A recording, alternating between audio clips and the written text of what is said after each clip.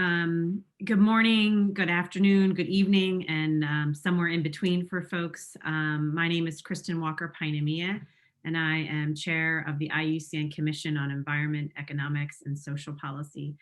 We want to welcome you here today.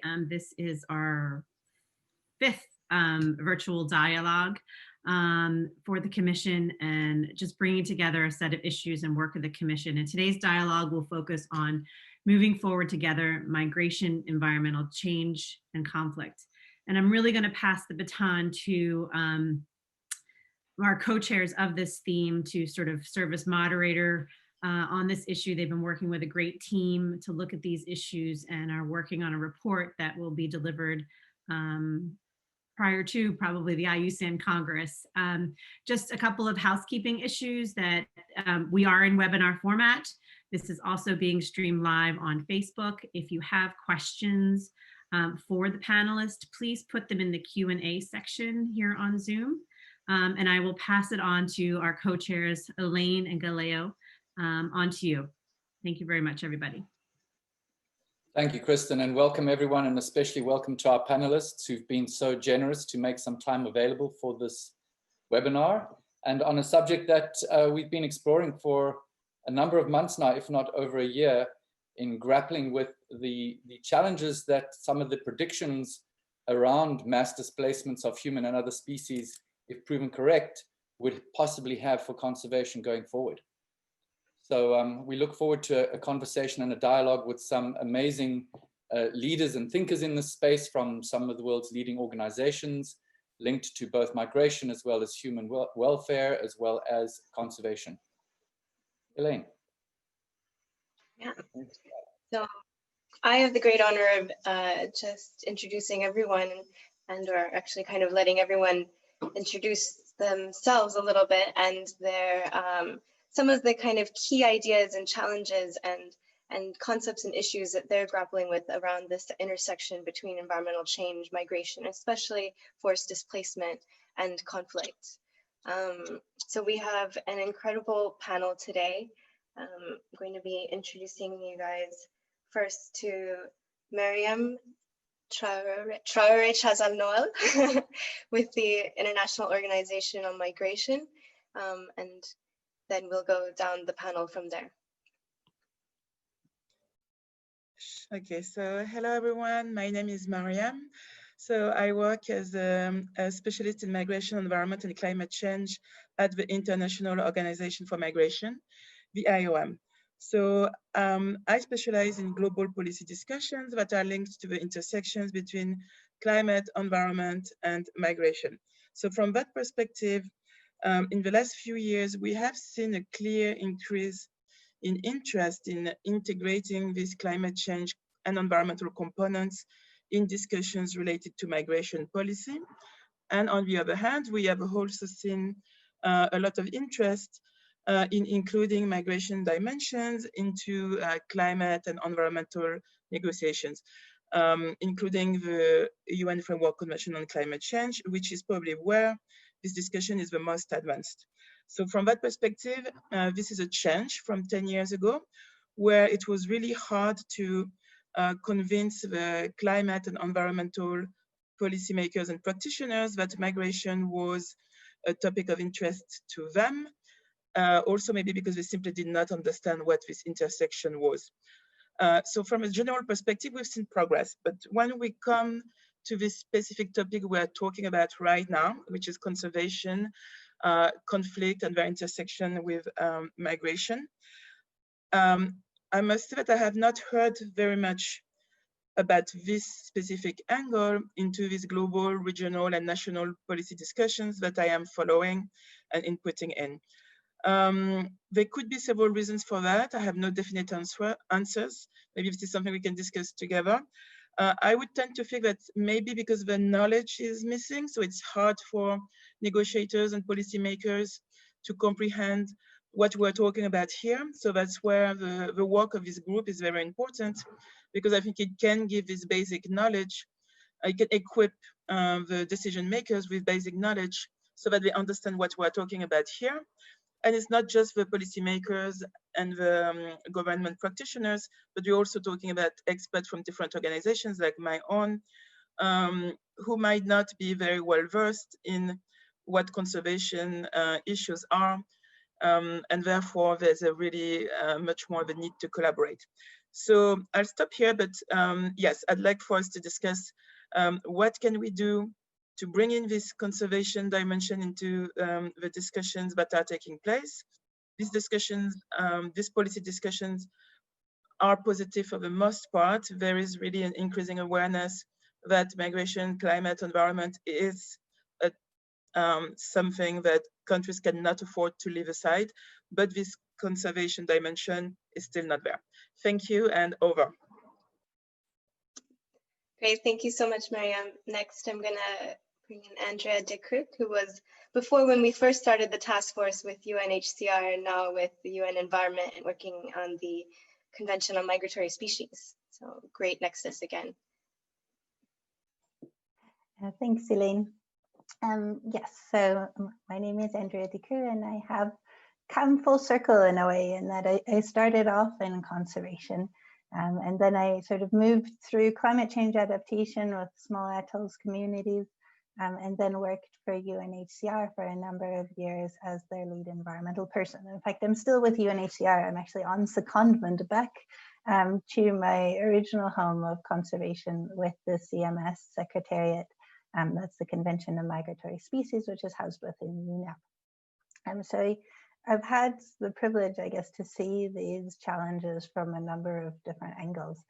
And it's been particularly interesting to see how the conversation has changed. And as Miriam said, there is a greater coming together, particularly between the climate change sphere, the migration and the forced displacement sphere. There's an understanding that these two issues are quite closely connected and that they're going to be connected even further. I think the next step is going to be to start bringing in the conservation sphere and understanding that this is all part of one system and it's all dynamic. So the pieces of the puzzle that are pushing people to move or that are causing the conflict, the underlying causes of the conflict that are forcing people to move, often forcing them to move into the only spaces that are available, which are very often the conservation spaces, because the conservation spaces are often the only places that are left for conservation. So we really need to start looking at how we use land and finding integrated ways of using land in a different way, sort of opening our minds as conservationists to go away from trying to stop change, but rather embracing it and realizing that we just need to integrate conservation into all these other parts of land that are not traditionally conservation spaces, but that could be if we start working together across borders. And so I'm really interested to see how that part of the conversation evolves today, how we can go away from having partitioned areas for conservation, partitioned areas for people, partitioned areas where we keep people that might not be there forever and might go home, but rather looking at them as dynamic systems where all of these things can take place everywhere if we do it correctly. So I'm excited to hear from all the panelists today and see how we can move forward to sort of a new way of thinking about how we manage different uses in different spaces. Thanks so much, Andrea. And then up next, we have Richard Matthew at the University of California in Irvine, who's actually also one of the co-leads on the task force and the report. Thanks, Elaine. And my work really focuses on understanding the sort of the interplay between environmental change and climate change on the one hand, and conflict and peace and conservation efforts. And I've spent most of my career working with a variety of organizations in the UN, mainly UNEP and UNDP, also in the conservation space, IUCN and ISD and so on these linkages. We really try to bring the sort of the skills of a university, of a large research university, in doing things like handling big data and implementing different forms of spatial analysis into sort of a partnership with extremely vulnerable communities to co-develop, to use their knowledge and and their sort of aspirations, concerns, values, to co-develop models and other visualization tools that allow people to help people to clarify what their risks are, what's driving those risks, where they might intervene to build resilience and to manage those risks and so on. And we have projects all over the world right now in Africa, throughout Africa, South America, Mexico, South Asia, and so on, doing this work.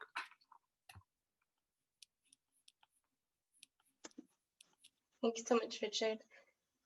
And next, I think we have Kanta with the World Bank based in DC, and they've done some incredible work looking at internal displacement in different regions of the world and done a follow-up report that we're all eagerly awaiting. Thank you, Elaine. My name is Kanta Kumari, and I'm a lead environmental specialist at the World Bank. I'm working currently in the Africa region. This particular conversation we're going to have today, I think, is a really important one, bringing together the issues of migration, environmental change, and conflict. These are issues that, unfortunately, are playing out way too much in the region that I'm working with, in the Africa region. Some years back, a couple of years back, when we at the bank did the work looking at climate-induced migration internally within countries, one thing was clear was that it was the natural resources and the degradation of those resources that is really driving and potentially would drive more people to move. And I think we've, like Andrea said, come a full circle back to the critical importance of this natural resource base.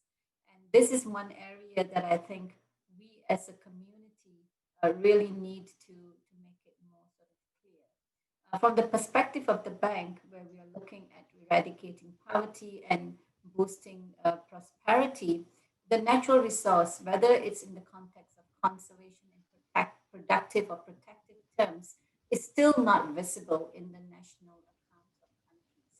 And we are noticing that it is that loss of the natural capital that is really undermining communities' livelihoods, ability to sort of adapt in place, and therefore leads to some of this migration and conflicts. And I'd like to come back and discuss, I think nowhere does this play out more starkly than in the Sahel, where these issues really come to the fore in terms of the fact that migration was an integral part of their pastoral livelihood systems, but now they're having to move in slightly different ways because of the resource degradation compounded by climate change, and sometimes that leads to conflict. And so how we really manage that natural resource base, I think, is our challenge. And bringing it back squarely, I think, into the conversation of planners, of finance ministries, and of course working at bottom up with the communities and the conservation communities is so important. So I really look forward to the conversation with all of you today.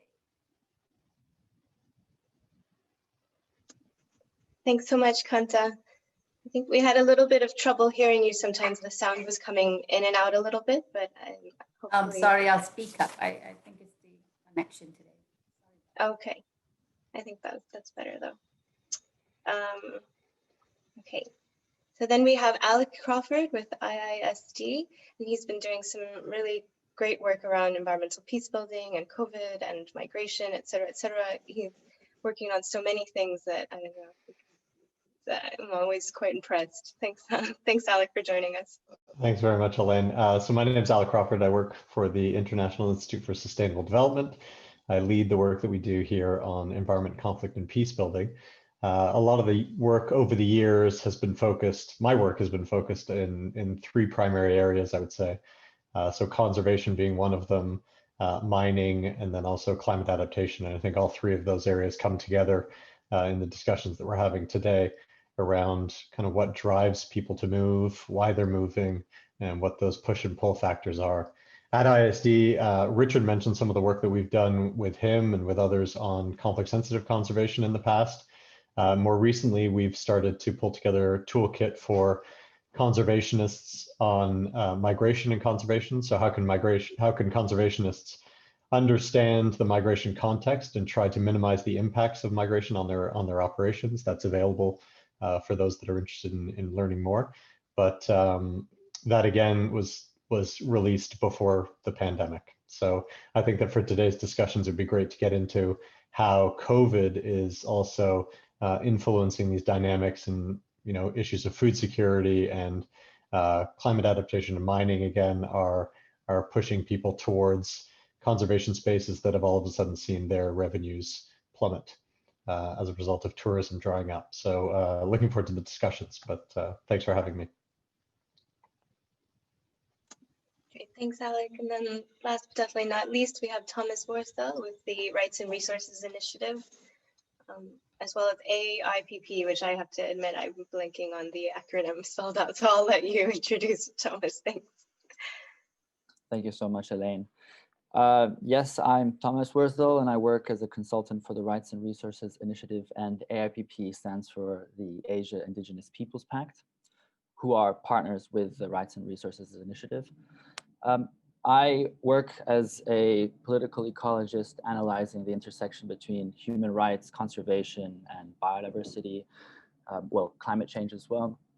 And we've just released a report analyzing through spatial analysis on these area-based conservation priority areas, how many people are living in these spaces. And we address conservation through a historic lens, but also looking at what solutions exist and what are the practical, potentially enabling conditions to actually address biodiversity decline and climate change and mitigate climate change. So what this panel that we have, it's I'm very excited to hear what everyone has to say from all these diverse backgrounds. I admit that migration is not my forte either, but it'd be nice to discuss also what conservation is in a conceptual model, also who has the decision-making ability for conservation decisions at national and even international levels, and what the implications those are for migration, as well as for the human rights of communities, indigenous peoples, and even Afro-descendants across the world. So I'll leave it at that, and so we can get on to the conversation. Thanks so much, Thomas. So that, I think, just going around all of the panelists is just, I think, gives us a little bit of a sampling of the kind of incredible people that we've been working with in the task force on migration, environmental change, and conflict. And basically this task force includes many others, and about a couple dozen of them have been working on a report that we've all kind of referred to or mentioned at some point. And this is looking specifically at the intersection of conservation, forced displacement, and conflict. And that includes, between the humans and the non-human aspects of nature. And so we're here to kind of try and discuss some of the issues that we also as a group are grappling with. What are some of the greatest challenges that conservation needs to be prepared for, and how to prepare for that? How can we respond now with conservation as solutions rather than becoming something that's going to have to deal with the impacts? So Galeo, maybe I'll get back to you and let you kind of help us start us off on the discussion part. Well, great, wonderful to hear everyone's background in this very, dynamic space that we find ourselves in, and especially in this last sort of 11 months with this COVID pandemic.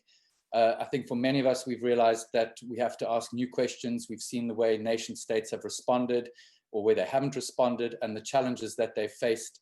And we can only imagine what kind of challenges might be if runaway climate change kicks in and we see increased conflict and scarcity of resources or access to resources. So Alex touched on, the questions of food security, of mining, of conservation tourism, and how some of these things have been impacted by COVID-19 already this year. So I'm wondering if we can start off with a question that really looks at what do we think as panelists here, what the greatest challenges to conservation might be in relation to migration, or the dynamics of migration, both human and other species. Mariam, you nodding your head there. Would you like to? Okay, so yeah, I mean, for me, as a really non-specialist of conservation, the greatest challenge, but who works with migration policymakers, my greatest challenge is to understand what actually do we talk about in practice? Where are are there areas where the problem is particularly acute, and what are the key messages that we need to transmit to our migration partners so that they understand something which is complex and that it requires specific knowledge, but what we need to make digestible for them. So over.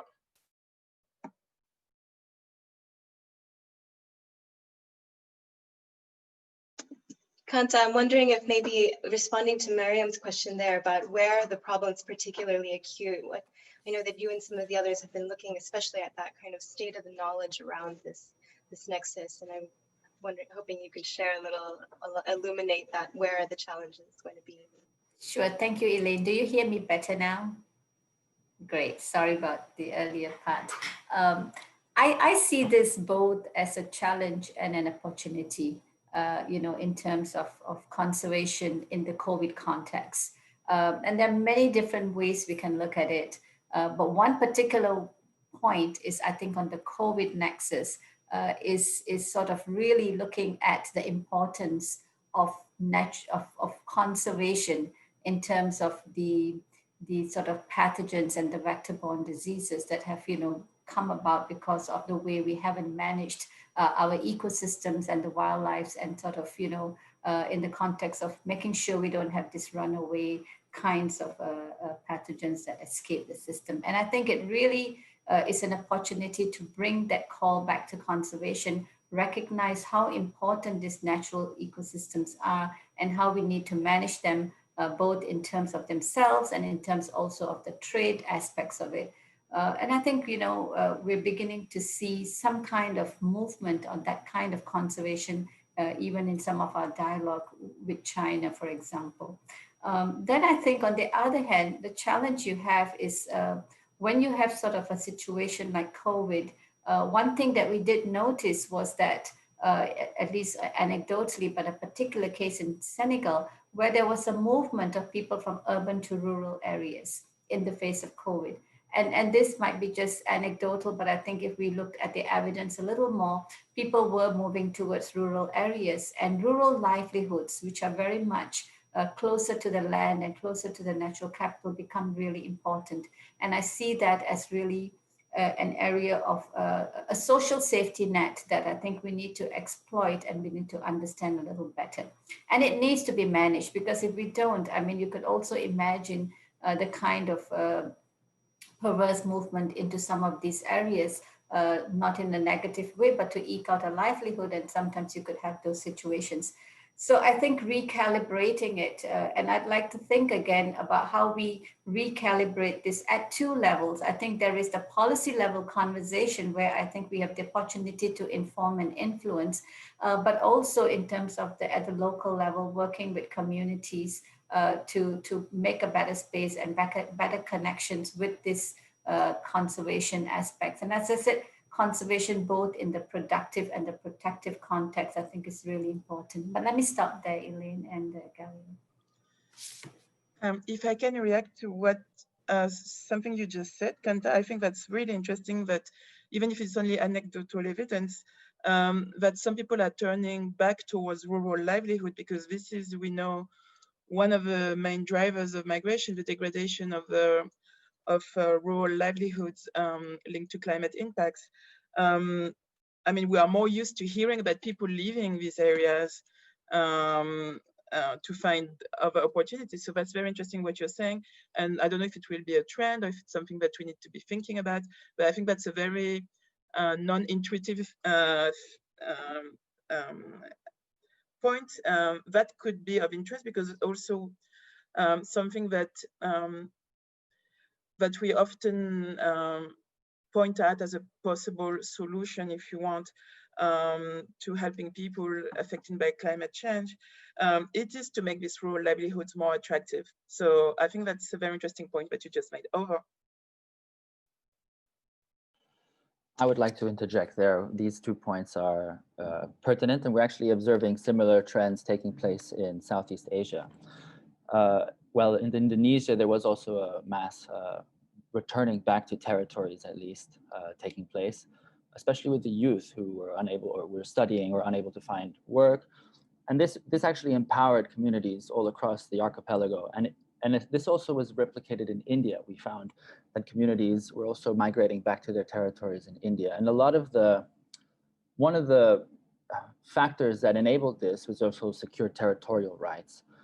And in the concept of food security as well, we're observing that communities on Sabah in Malaysia, there was a survey of 12,000 communities, families, actually not communities, and we found that the majority who were actually suffering from any form of food insecurity or issue had both degraded environments, but also lack of access to secure rights. So those who were actually almost up to a year's worth of food supply were the communities that had secure tenural rights over their territories and lands.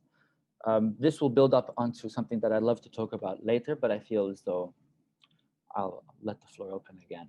But yes, this aspect of secure tenural rights really was key to both resiliency, adaptability, and a healthy environment. So.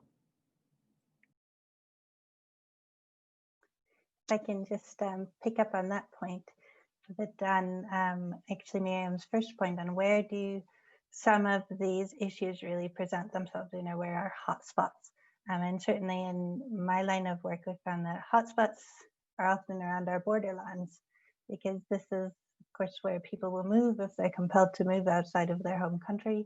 And it is often also where we find protected areas, because they're areas and spaces that are left over and are often assigned to being protected areas.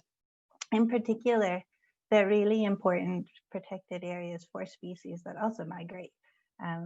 In the broadest concept of what migration is, be it in a real ecological migration over large distances, or a migration as it's considered in the CMS, in that just a movement across a border can be considered a migration. So they're super important areas, but they're also the areas that tend to be impacted by sudden movements, by outfluxes from cities, by movements across borders of people.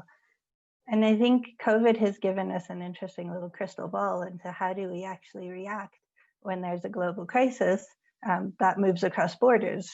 And what do we do with our borders when that happens? And disappointingly, I think one of the early responses was to shut them and have individual country-led responses. And sometimes now increasingly also at the sub-country level, smaller and smaller partitions between how we decide to respond to COVID, which is essentially an environmental challenge. And I hope that we can use this crystal ball as a way of saying, okay, what can we learn from this that will make us respond better to some of the even bigger environmental challenges like climate change that are coming? And is closing our borders and looking at smaller and smaller spaces the way to do it? Or could we be better off by having a more holistic, more global approach to dealing with this that doesn't close our borders, but rather sees these as contiguous areas? I don't have a direct answer for that, but I think one thing we definitely do need to do as conservationists is push for the more collectivist approach and for learning that comes out of COVID so that we can coordinate responses better. If responses are going to be organized at smaller and smaller levels, at least the coordination mechanisms to respond needs to be there in a way that still keeps these as holistically managed areas.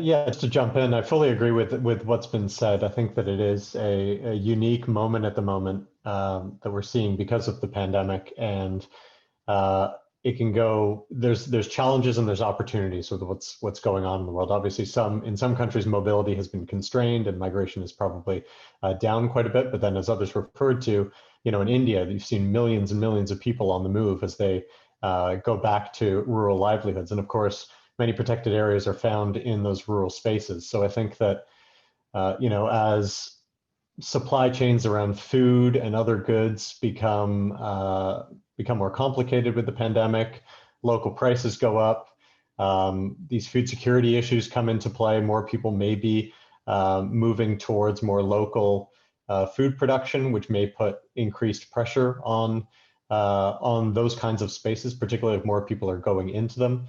As I mentioned with mining, if large-scale mines are shutting down due to the pandemic, a lot of those workers will go into artisanal mines, or people have lost their their jobs otherwise will potentially go into artisanal mining, which, as we know, is a big threat for conservation spaces. There's already 42 million people globally doing artisanal mining, and it's a big challenge for a lot of protected areas.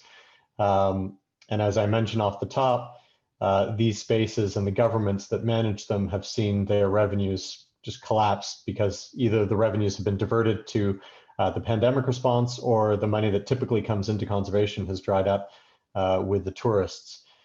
At the same time, so that makes enforcement a lot more difficult for these spaces. So it's a real potential crisis in the making, I think.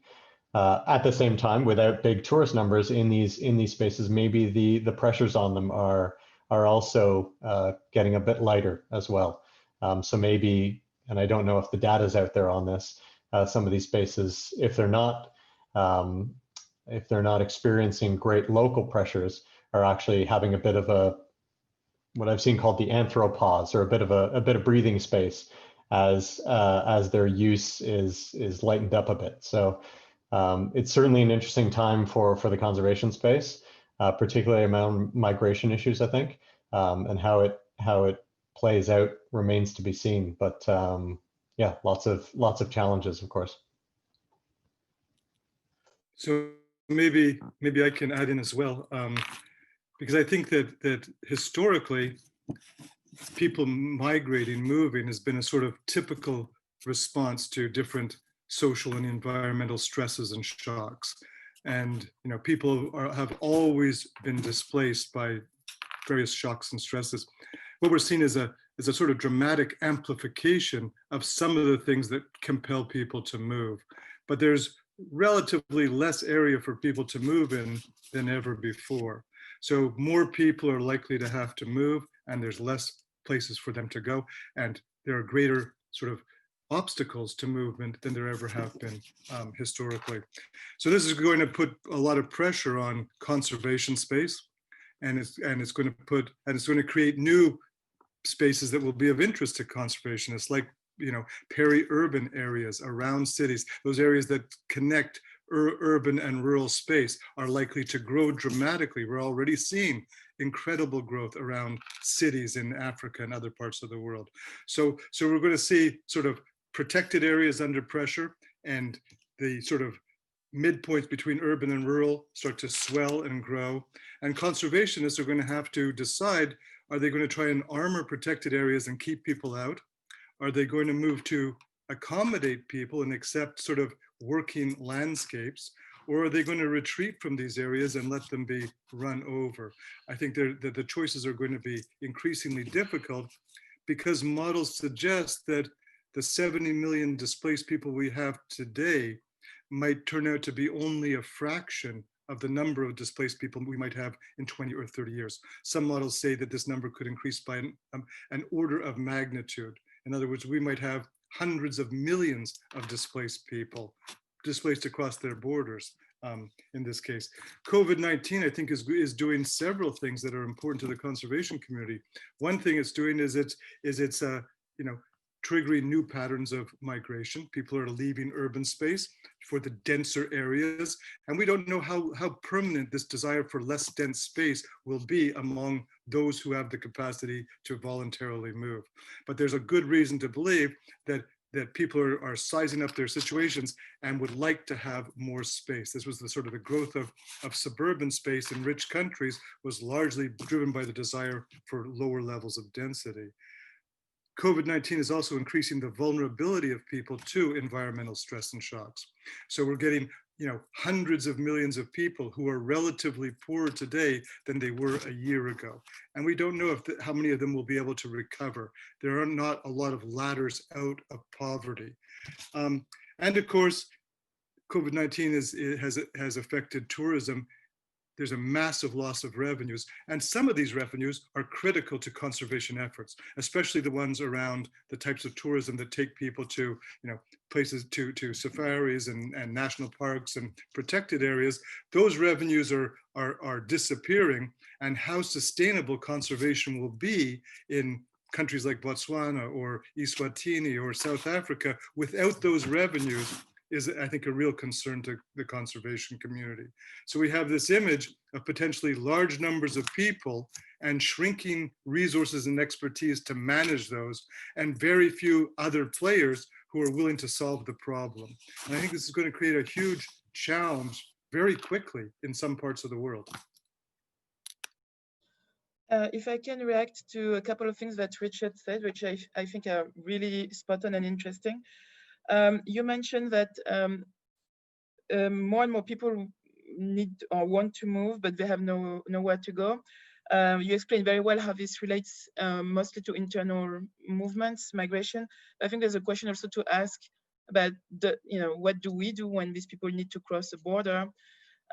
Do we have some, do we have the legal and policy framework in place to cope with these situations? Maybe those situations are not the most prominent right now, but looking at the future, I don't know, maybe there is a future where people will cross more and more neighboring borders, or even go further because of this intersection between conflict, migration, conservation, and so on. And then on the question of displaced people, I think you're completely right. Without wanting to do some fear mongering, it is clear that if we don't do anything right now, the number of displaced people will rise. I'd like just to point that, I mean, it's a question of terminology, but also it's a practical question. It's quite easy to identify those who are displaced forcibly in a way, but we also need to think about all of those who might not seem to migrate forcibly, but migrate in anticipation of this situation that we are describing. And these people will usually come across as economic migrants, or maybe even people who move for education reasons.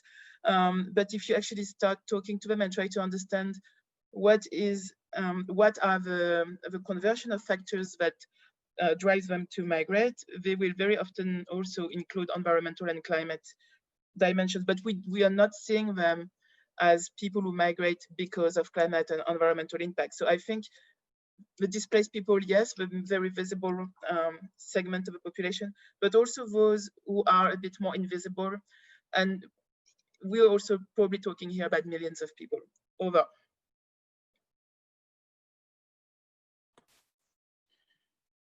Thank you, Mariam, and Richard, for your insights there. I'm wondering whether that sort of transitions us to another question is really around how can the conservation community respond to some of these challenges in a conflict-sensitive manner, and especially, Mariam, as you sort of mentioned, in a way that prepares us, in advance as much as one can actually do that. And I think, in light of the experiences we've had with COVID, building back better, what are the things that we've maybe identified in this last 11 months that the conservation sector could be putting in place for potential future challenges that we can address in a way that are much more conflict sensitive and inclusive in that way, and also practical for implementation in scenarios where there might not be the resources there. If we're looking at a situation where conservation is being denied certain revenue, either from tourism or other factors, with resources in governments being redeployed in other spaces in the short term, what is the next 3 to 5 years really look like for conservation, possibly with potential cuts in budget, for instance. So just wondering, what ideas do we have here for this community to respond better to the challenges that we've listed and identified so far, very broadly? Galeo, I'm happy to go first. Wonderful. Great.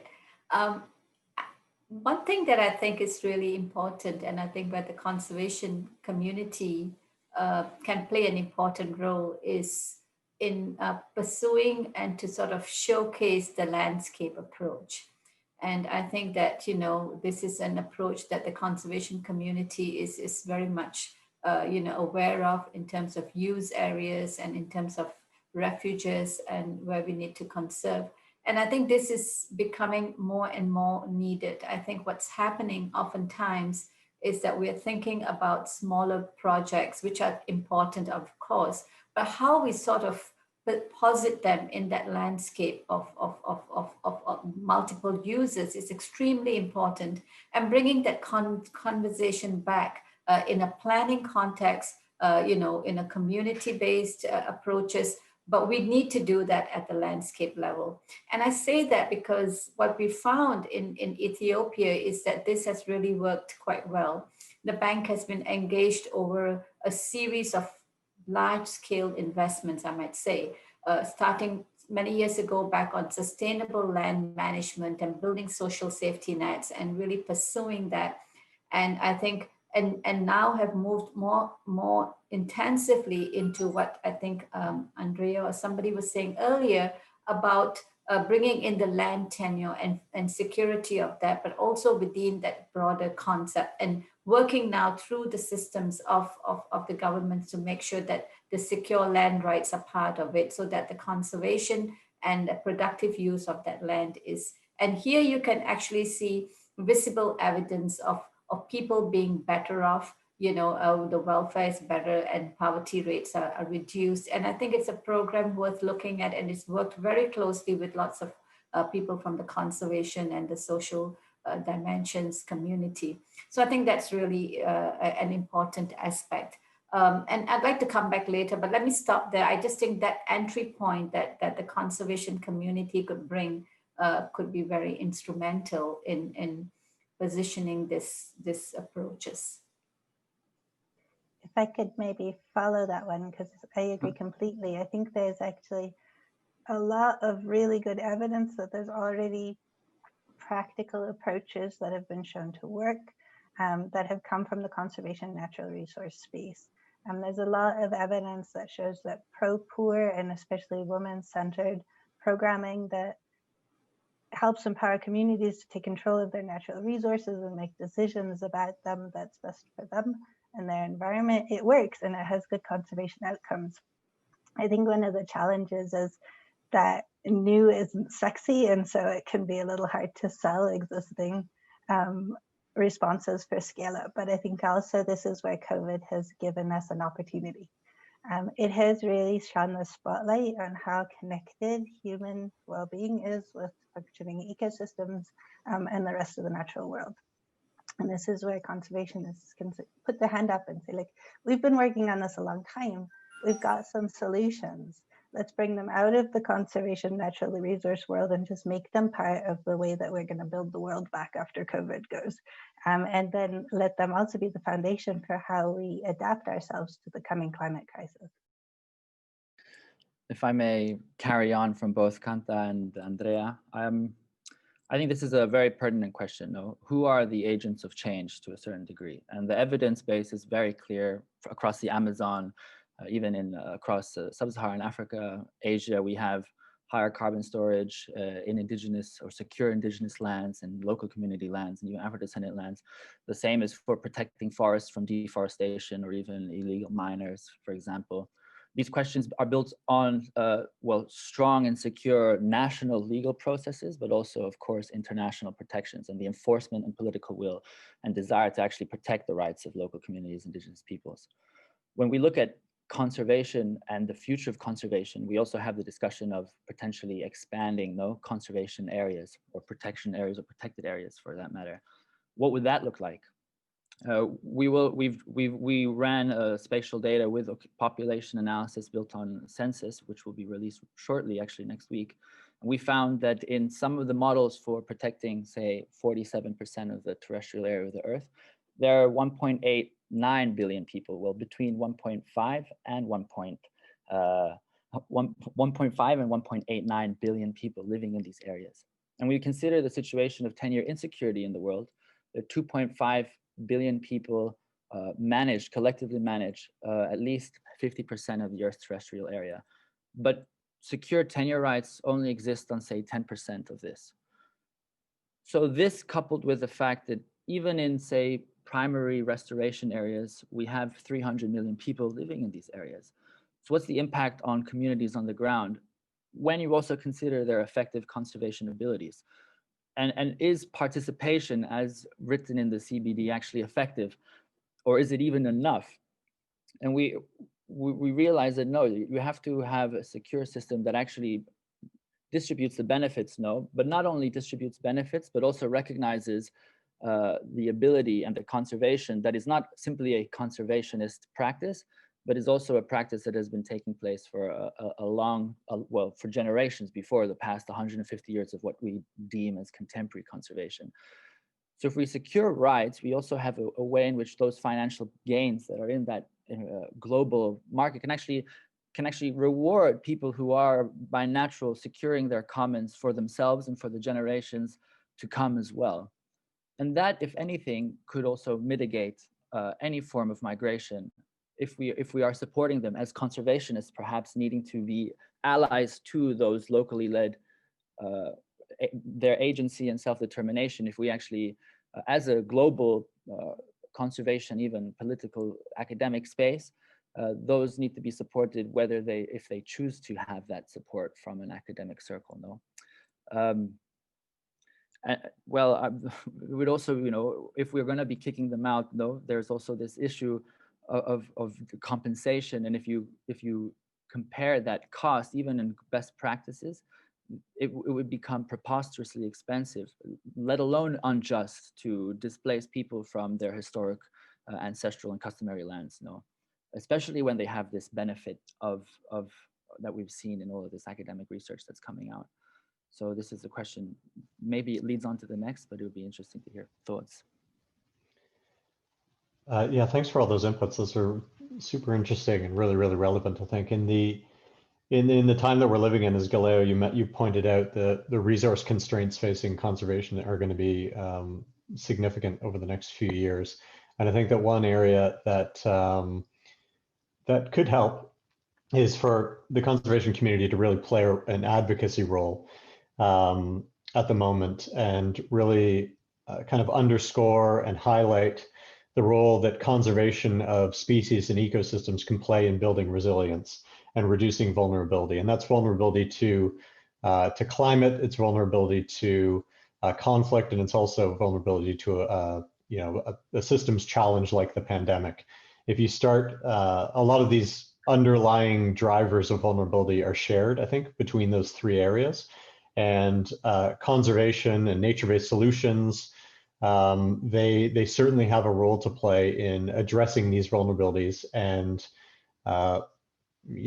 not preventing a future crisis like the one that we're currently living through, but certainly trying to make it more manageable for communities and countries to get through these kinds of crises, whether again they're conflict or they're pandemics or they're the broader, longer term and slower onset crisis of the climate crisis. So I think that conservation spaces and conservation practitioners can certainly play a role, an advocacy role, in really trumpeting the benefits of these kinds. And I'm not just talking about national parks. There's all kinds of different categories, as we all know, that can play a role in addressing these underlying vulnerabilities through ecosystem protection and species protection. So given the resource constraints, that might be one easier entry point in the next few years, but really trying to get that messaging to the public that maintaining our ecosystems, our water systems, our soil systems is going to be crucial, and conservation plays a big role in that. Maybe Richard, over to you. Okay, I'll just build on what Alex said, because IUCN and ISD collaborated about 20 years ago to produce a report called Conserving the Peace. And one of the great benefits of that report was that it really began a dialogue between the conservation community and the peace building community that has led to a lot of research and programming over the past 20 years. And in 2007, CI produced a report, People on the Move, which began a similar sort of engagement with the migration community. And I think that the conservation community should be deepening that conversation with the migration community, and also starting to talk more explicitly with people in the humanitarian sphere. So the conservation community is good at convening that sort of dialogue, and it's important to constantly ask who needs to be in the conversation. I completely agree with Kanta and others that the landscape approach makes a lot of sense. One of the challenges that it faces, of course, is the governance of landscape, of these sort of things that are stitched together with urban and rural and peri-urban and protected areas. They can experience difficulties in terms of governance and sustaining governance and keeping the coalition together. And here I think the conservation community has another role to play.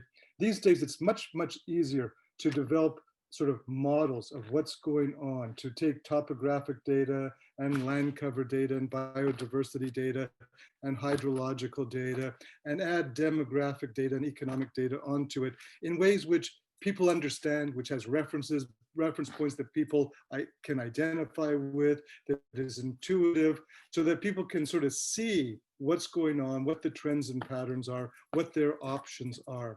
I think that, you know, helping people visualize a future with a tremendous amount of uncertainty and helping people to navigate that and see what the choices are, what's happening, who the potential winners and losers are, is a role that we need to play more, because I think a lot of times people are just overwhelmed by the complexity of situations.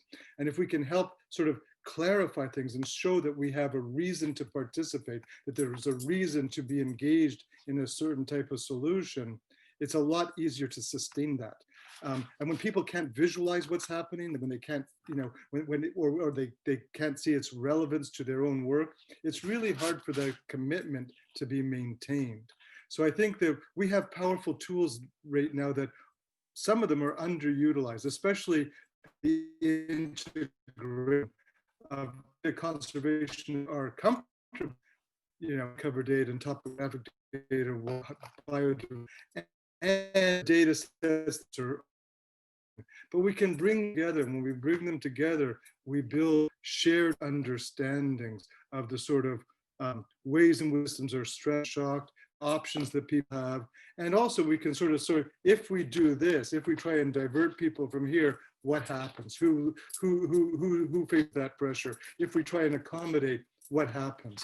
So I think that we underutilize some of the tools that we have that could create the more enduring legal and institutional solutions that people have mentioned here before, because we don't want to remain in what is today a little bit more ad hoc than you know, would be ideal if we really want to solve some of these problems. So one of the things, sorry, Galeo, is that the conservation community is really being asked to take on some of these challenges and to be very conflict sensitive in its approach. And of course, we always, you know, Alec, with the peace building aspect built in as well. And then, you know, Thomas, if I can refer to you, you know, to think about rights of communities and people, and also to take a people-centered approach. So is that something that the conservation community is prepared for? And do we have examples of that today?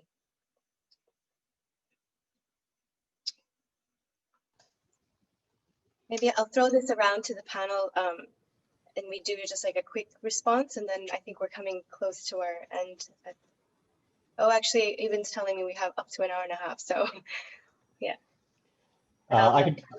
I could jump in briefly. I mean, yeah, as mentioned, we at ISD, with Richard's help, developed a toolkit essentially for conservation practitioners on conflict-sensitive conservation. So how do you design conservation interventions in a way that they don't exacerbate conflict risks, but that they hopefully enhance or identify and enhance peace-building opportunities? And the real core piece of that, I think, is a recognition that conservationists, whether you're a botanist or a lepidopterist or an ornithologist, your training isn't necessarily in conflict research, but nevertheless, you're operating in a context in which you're typically asking people to make decisions on scarce natural resources. And oftentimes that's in context of extreme poverty. So if you're a national park in the DRC, for example, you're surrounded by a very poor population that requires access to natural resources for either their livelihoods or their food security or their energy security. And as a conservationist, you're asking them to make a decision on who should use those natural resources and for what. And in order to make your work conflict sensitive, I think that there is increasingly within the community an understanding that conservationists are not separate from these kinds of dynamics. They're operating within a larger system, and they have to understand that system. So there is a strong requirement to do a thorough analysis of what the dynamics are, whether it's of conflict, of migration, of just kind of broader economic dynamics in the region in which they're operating, and then try to either design new or modify existing conservation practices to fit within that system that they're operating. Because if they don't, it will inevitably lead to problems on the ground. So I think that that's understood in the conflict or in the conservation community at this point. And hopefully the tools that are needed to do that kind of analysis are getting out to the people that need them. Elaine, I'd like to come in with an example around the issue of conflict, right? So I think there is one way of looking at conflict, which is a natural resource-based conflict, where because the resource is being degraded or sort of being impacted by climate and sort of becoming more scarce or more variable. Another source of conflict that we kind of learning to work with around this context is the conflict sometimes between the host and the migrant communities. And this, I think, is a part of the jigsaw that needs to be a center part of it. I say this in the context of work that we are doing in Uganda, which is one of the countries that has the highest numbers of refugees, right? 1.4 million. And of course, sometimes what has happened is these communities move into areas and the forests have been degraded, and that obviously creates a certain amount of degradation of the broad environment. But also traditionally, where a lot of the attention has gone to meeting the needs of the refugees rather than the host communities. And I think diffusing that from the get-go together with the sort of environmental parts of it has been an important part of the new way in which at least some of the projects I've seen in the bank, whether it's in Rwanda or Burundi, where bringing and diffusing the tension between those two communities, but also addressing the needs of both of them, which is different, and making sure that the environmental conservation has been part of it, I think is kind of quite novel. So this integrated look at conflict on the resource management side, but conflict between communities that can really be more pervasive and blow out of proportion if not addressed. But I don't see these as opposite ends of the pole. And I think we are still taking a people-centered approach, but addressing it from both communities. The last thing I want to say, or maybe I'll come back another point if we have one more round, since we have time for the wrap up. Thank you. Maybe again, I can follow up on your points there in terms of the conflict that can be between host communities and displaced communities. Certainly something we see in a lot of places, but there is good evidence, and I think maybe almost 10 years now of efforts towards trying to mitigate some of these environmental conflicts that are coming from people coming into new settings, needing resources to sustain themselves, and host communities also using those same resources. And some of the peaceful coexistence programming actually being built around co-management, which has been really successful in some places and has allowed dialogue between two communities about something that tends to be unifying instead of fractious. With this area where we both live, it's not necessarily politically charged always. It's sometimes something that people can bond over. They also have experiences from their home country about nature. And there can be exchange between communities. I know that particularly in Tanzania, there's been a lot of peace building or peaceful coexistence building around those kind of ideas of joint resource management and identifying what is the best way to allow this ecosystem that's sustaining all of us to be used in a way that continues to sustain all of us while we're all here.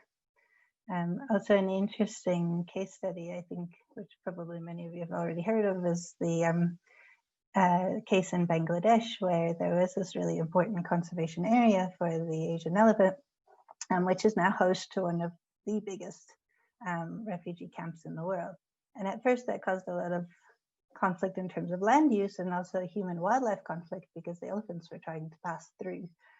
But in partnership with IUCN, UNHCR and others were able to find a way to deal with that immediate conflict of what do we do to keep people safe and also keep the elephants safe.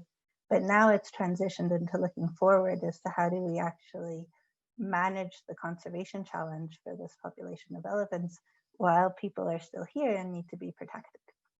And that has also engaged the displaced community in efforts to restore the forests and manage the elephants in a way that's not damaging to their population right now. So in that way, it has also empowered the entering community to give something back and to be able to help maintain this ecosystem while they're there.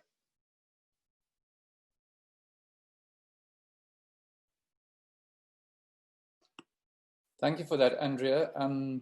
Some interesting insights there around also, I guess, where the environment can play a role of bridge building between, different communities, those that are in place and those that are maybe moving into an area. So again, another role for conservation in a sense there as a bridge builder between disparate communities.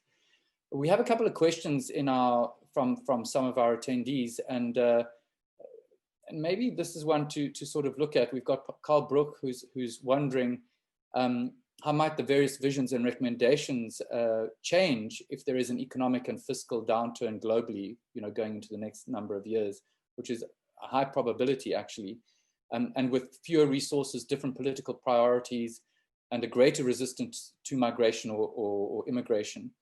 So yeah, just wondering if anyone has any thoughts around, are there things we're not looking at? Are there sort of scenarios that we haven't considered that might still be coming that could be unexpected given all our sort of policy and planning? So maybe, Mariam, you've got some ideas on that perhaps. I have some unformed ideas, but I'm happy to bounce it back off you guys so you can maybe help me refine it. Okay, when I look at the question from Carl, indeed, so for me, the key things that come out is the greater resistance to migration, immigration. So now, as migration practitioners at IOM, we've always been working in a context where migration is a difficult topic, and from a political perspective, it's a hard topic to discuss. But it is true that up until this year, I personally sense that there was at least more of an effort to have this discussion about what we call legal pathways for migrants who are affected by climate and environmental change. So I felt that countries were starting to open up and were starting to kind of be ready to have this discussion, like, do you need to create special visas for the people or communities we're talking about? Do we need to create some protection status and so on? So there was a willingness to at least consider the point that we might need additional migration and migration management tools to accommodate people who are in really desperate situations because of environmental factors. Now, I think it's too early to figure out whether this has changed because of COVID or not. I think it's not crazy to assume that the situation is indeed not the same, so there might be even more resistance and reluctance. So I don't know where this migration management discussion can go from there, because indeed one of the breakthrough that we had seen in terms of policy discussions was the willingness to admit that there are moments where people will not be able to return or they will not be able to stay where they are. So what do you do in terms of migration management, visa status in other countries for these people? So maybe now this discussion will be even more difficult to have. It was already hard, but maybe it will be even worse to have. So that's where I think what Richard said about having the clear knowledge, so that people understand what we're talking about. That's why it's even more important, so that we kind of diffuse this toxic political discourse with facts and knowledge. Over.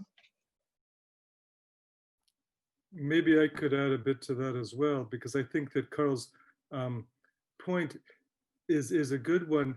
But the problem, COVID-19 has only amplified trends that were already well in place. There's a reason we have 70 million forcibly displaced people living outside borders. They're not being integrated. They're living in formal or informal camps.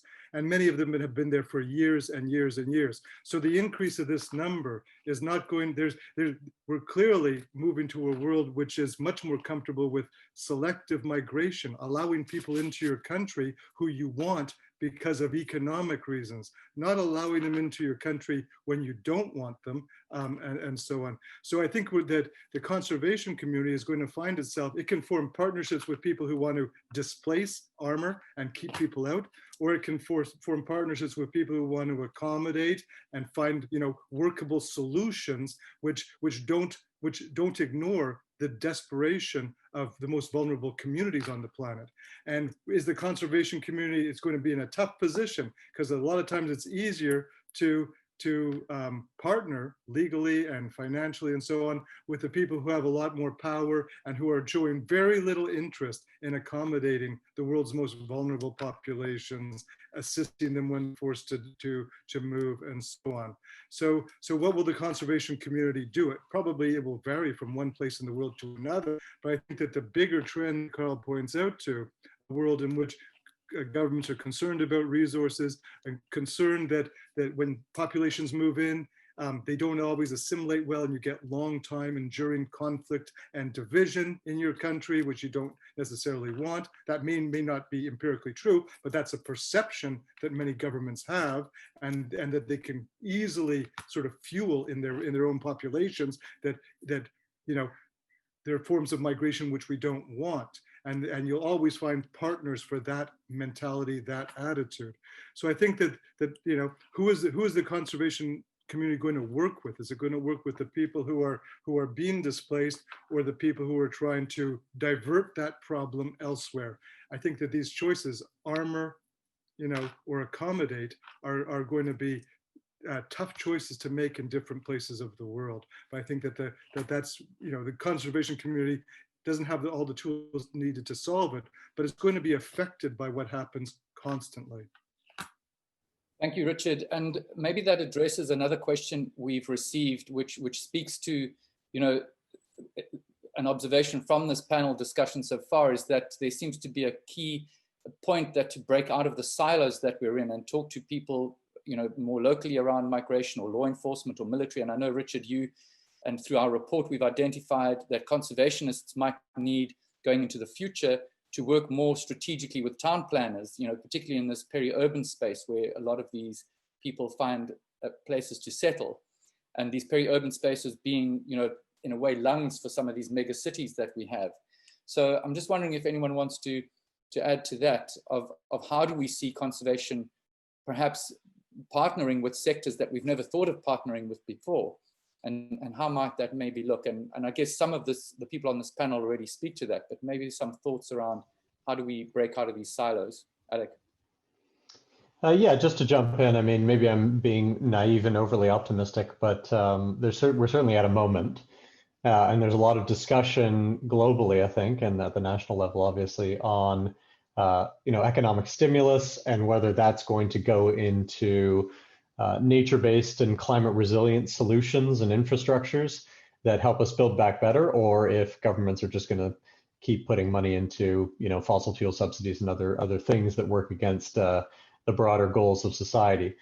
If, let's say, governments start to actually deliver on the early promises of building back better and basing their spending decisions around nature-based solutions, then I certainly think that the conservation community has a role to play in those solutions and helping governments design them.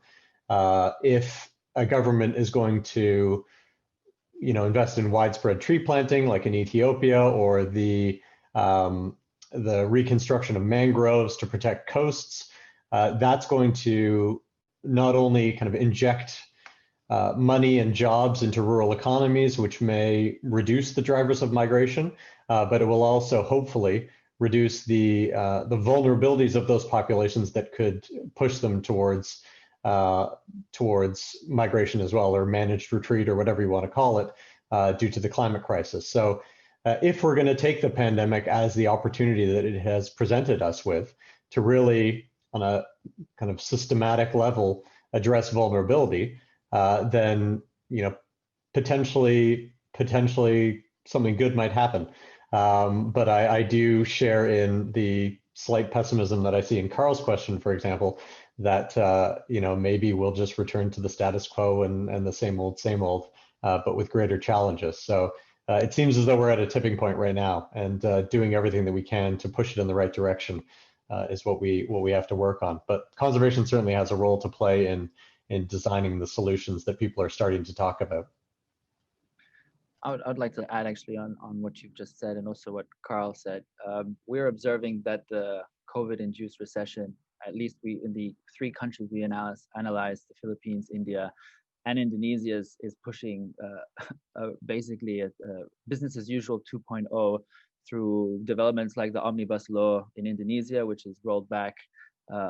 I think it's over 1,000 changes to 79 laws, most of them environmental and human rights laws, issues like consent, even public participation in projects, expanding 20-year leases on mining activities. The same is taking place in India. It's removal of clearances, one of those clearances for mining, coal mining, one of those clearances being any kind of Forest Rights Act implementation, which is it's probably the strongest tool India has to addressing anything to do with the climate or the environment in its country, and equality, is the Forest Rights Act. And we're also observing the same in the Philippines as well. A lot of infrastructural development, a lot of economic push to mining as well. Lots of these on ancestral lands of indigenous peoples and local communities as well. So it seems to be business, it seems to continue to go in that direction, And in India, at least, you have 275 million people who are dependent on non-timber forest products in the country. And a lot of them have been resilient through the Forest Rights Act, for example, and they've been able to actually support their communities as well. So I think when we're discussing designing projects with nations as conservationists, I still see the lack of the ground involvement in this, and it's not only community involvement, but also civil society involvement as general. That there are solutions that are existing, but that agency to a certain degree needs to be implemented and recognized. And if they're not recognized, then we will have global solutions that will inadvertently backfire or shift the problem from one space to another, which would actually increase pressures to the spaces that people are actually trying to protect to begin with. So without taking that really local level approach, and even if we think about the past decade of environmental policy, the Aichi targets, all of them were failed at the national level, the global community. So how do we actually then, as conservationists, look at alternative solutions that actually support multitude of microcosms around national context to actually implement conservation and be conservationists themselves, rather than an academic conservation and international conservation community? We can actually start implementing benefits towards or facilitating the recognition of people's actions, but also how to support them directly, not necessarily through governments or through other organizations, but through systems in place at local levels. I would see that as a revamping and even preventative for migration to begin with, if people have their livelihood secured to a certain degree. Of course, that doesn't say that the environmental change will not displace people, but at least maybe we can look at ways to prevent that being a worst case scenario, and instead of looking at a worst case scenario, actually seeing what solutions already exist and how to support those. Maybe just to jump in on the back of that, I think one of the opportunities that does present itself if we grab it is to highlight that this is an environmental problem that we're facing. COVID is a symptom of the way that we have been managing our natural resources, the way that we have managed our supply chains, the way that we manage our transport systems. And if we can make that clear and find a way to make that message accessible to decision makers, I think it is a really poignant message that if we take the chance now to learn from this and to adjust the way that we manage our systems, we can avoid these kind of crises in the future and we can take action to avoid some of the other bigger mega challenges that are coming our way. But if we let it slide that this is just a thing that happens every once in a while, and we put in place recovery packages and we got through it and a vaccine came, that opportunity for learning here is lost. And I think the conservation community can be the one to put the spotlight on this. These pandemics will come more often if we do not take care of our forests and our land. And if we don't, to pick up on Thomas's point, start to appreciate those people that have been stewards of those forests and have kept them as functioning, healthy ecosystems, and give them some support to continue that and expand it. I'd like to comment on that, those two last remarks. I think that they really do reveal the sort of underlying weaknesses in the system. But 2 weeks ago, the World Bank at its annual meetings with IMF released a report called Reversals of Fortune. It was a really sobering report which showed that from 1990 to 2015, we had been sort of reversing poverty trends at about 1% per year. But since 2015, that has gone down from 0.6 to 0.5. So we really have a reversal. That means more people are actually falling back into poverty.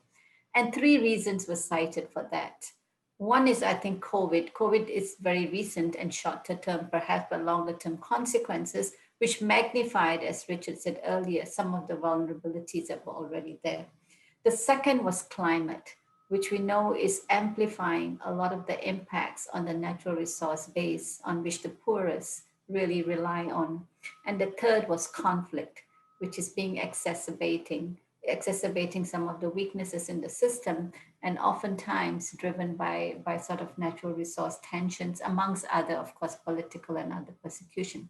But these 3 C's that were picked up in the report, COVID, climate, and conflict, I think really translate back into the poorest who are being impacted, the poorest who are being disenfranchised, who are closest to the land and are having a problem eking out a livelihood. And I think this is a real opportunity for the conservation community, as I said earlier, to really bring that conversation back on the critical importance of the natural resource base, in all its form, from productive to protective. And I think you will probably find that the landscape has changed and there's a different kind of a conversation to be had. And I think from the perspective of the development communities, this is a serious wake-up call that some of the traditional approaches and some of the economic drivers, have worked in some cases, but not in all. And the poorest have not been the ones that have gotten out of the poverty in a sort of a reasonable way, that they are not falling back into poverty. So I just wanted to make that remark, because I think it kind of ties a little bit of what we've been talking about in terms of the conservation community, what the humanitarian community, and all of that. But I think the reason that this is really coming together is that, the development approach really needs to pay attention to the peace, stability, and security that sometimes and most very often is underpinned by a very strong natural resource base that we need to secure in the face of a changing climate, or sort of amplified by sort of pandemics like we're seeing now. The last thing I'll say is that I think that the COVID consequences could be quite long-term. But I think once we have that silver bullet of a vaccine, it could very quickly be forgotten. And I think the real challenge, or a real opportunity, I would say, for us is, what are the few lessons that we can learn, that we can sort of continually push, beyond the COVID crisis, I might say. But that, I think, is a useful conversation to have in another context. But let me stop here, and apologies if I have to leave sooner. I thought it was 1 hour, 15 minutes, but very interesting conversation. So thank you very much. Maybe I could just add to what Kanta was saying, because I think that, the alarming trends are that health challenges are up in many parts of the world, poverty is up, conflict has been going up, and the climate impacts have been escalating in many parts of the world for years, for several years at least. What we're also seeing is government capacity to manage these stresses going down. And a lot of people today are looking at a country like the United States and sort of asking, are we going to see bridge building, leadership, support for things like COVID-19 and climate change? Or are we going to see 4 years of gridlock where very little is able to be done? Because gridlock is a much easier thing to impose on a government here or anywhere else than collaboration is. So we have a real governance challenge in many parts of the world. I also want to make a quick comment on what Galeo had mentioned about peri-urban space. Peri-urban space, which is that sort of space between urban, compact urban areas and rural areas, and often defined as an area where there's relatively more agricultural activity, mixed economies, you know, fewer urban amenities, but less density and so on. In the wealthier countries, peri-urban space has flourished. This is people who tend to be committed to sustainability, who bring wealth into the outer regions of their cities, who want to be close to the city, but want to move outside the city and suburbs and so on. So they bring into this a respect for peri-urban space as a wildlife corridor, as habitat for birds, as an area which needs to be protected. In fact, in countries in Europe, peri-urban space is where you'll get the highest quality of life and the highest life expectancies. In poorer countries, peri-urban space is a real problem. It tends to be a disruption of wildlife corridors, a disruption of habitats. It tends to be marked by high levels of poverty and lower life expectancies. And if you look at whether it's big countries in Africa or people have mentioned India, peri-urban space in India is growing. It's a huge problem because cities don't want to extend what they call the rights of city dwellers to people living in peri-urban space. They have very little incentive to do that. So they have an incentive to sort of leave them in this limbo, this sort of poorly governed, ungoverned limbo with limited amenities and which now we know tend to be very, very conducive to things like the transfer of zoonotic disease or the disruption of the hydrological system that a city depends on and so on. So the world doesn't have much experience dealing with peri-urban space because it hasn't been a problem in the US or Canada or Europe. They haven't even given it a thought. It's actually been sort of a flourishing area. Elsewhere, it's not. And the conservation community could probably play an important role in thinking about, this is really mixed use landscape and poorly governed mixed use landscape, but often very important for a lot of conservation ends. So the conservation community might play a leadership role in thinking about what does it mean to bring a conservation mentality into the rapidly expanding peri-urban spaces that we are seeing around large cities in Africa and South Asia and elsewhere. I'll stop there. Great, thank you, Richard. We wanted to maybe give Alec or Mariam just a last word. I think a number of the other panelists have sort of wrapped up in the last few things that they've said. Just wondering if you have a short comment to add before we wrap up this beautiful conversation. No, I mean, I actually agree with everything that has been said. I've actually learned personally a lot of things, and even a lot of terminology I didn't know. So I can only encourage the conservation community to continue sharing this basic knowledge that might seem basic to you, but is not to other people, so that we better understand what is at stake, and we can try to bring in these dimensions into our work in our policy area. Apart from that, it's honestly, this is a really fascinating conversation.